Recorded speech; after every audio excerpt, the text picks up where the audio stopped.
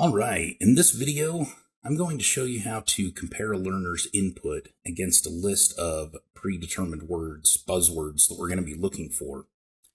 So in this particular example, we're going to look to see if any of the words get used, and if any of them get used, we're going to give them full credit.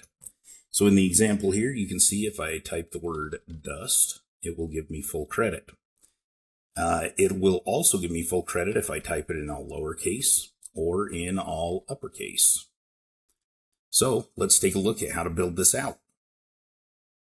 To begin with, when the page loads, we want to have it create the list of predetermined words, and also we're using this score variable here, and so we want to set that score variable to 0 so it doesn't show up as blank.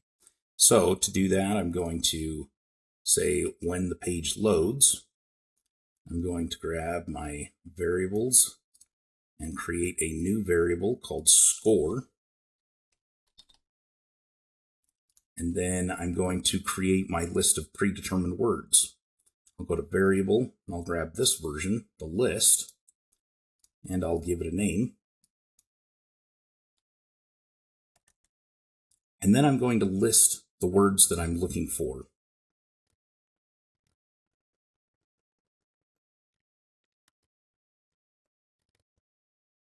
All right, so now we have our list of words. You'll notice that I capitalized the first letter of each word, and I did that to give us the most flexibility in accepting student answers.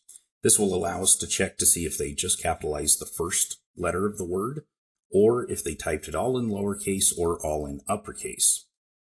So the next thing we need to do is have it start checking things when the input changes, this learner input box, when it changes. So I'm going to grab this block that says when the value changes. Then we want to do some things. First, I'm going to set up a local variable here inside the variable menu. I'll initialize a local variable and call it any words used. And I'm going to set it to false.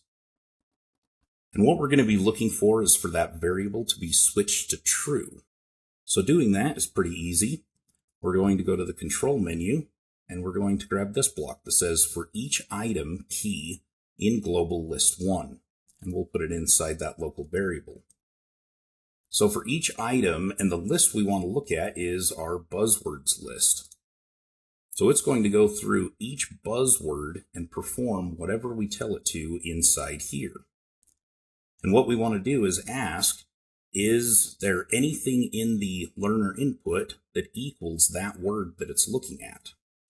So to do that, I'm going to go to the control menu and put in an if statement.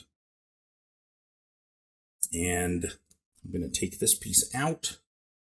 And from the advanced text menu, there's a block here that says contains any segment in text. I'm going to put that in there. And the segment that we're looking for is the item that we're currently looking at. That would be the item in the buzzwords list. So the first time through, it's looking at the word dust. The second time through, it's looking at the word trapped.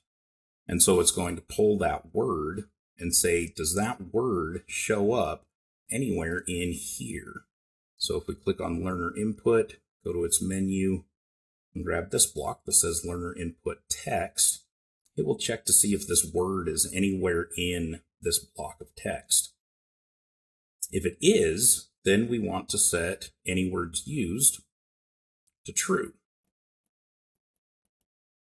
Okay, and then if we get to the end, after it's iterated through all of the words, we want to do one more if statement inside the local variable and say if any words used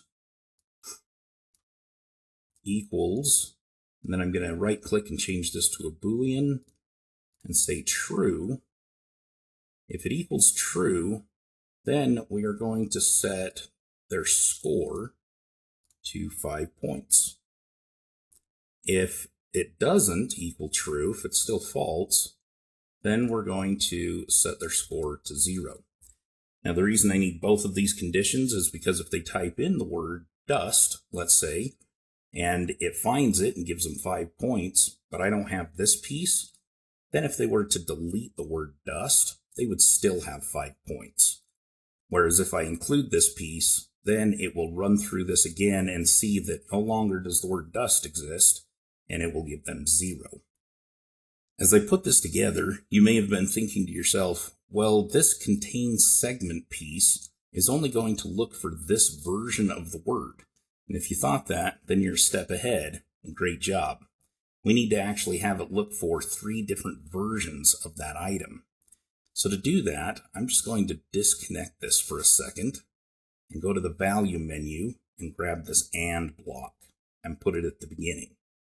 I'm going to change the AND to an OR, and then I'm going to duplicate this and add one more spot and duplicate it one more time.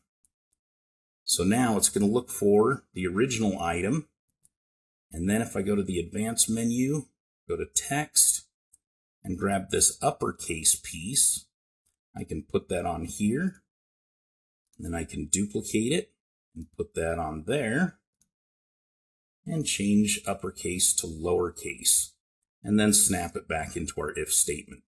So now it's going to grab the first word in the list, which is dust, and it will say if the text contains the word dust with a capital D, or if it contains dust in all lowercase, or it contains dust in all uppercase, then it's going to change it to true.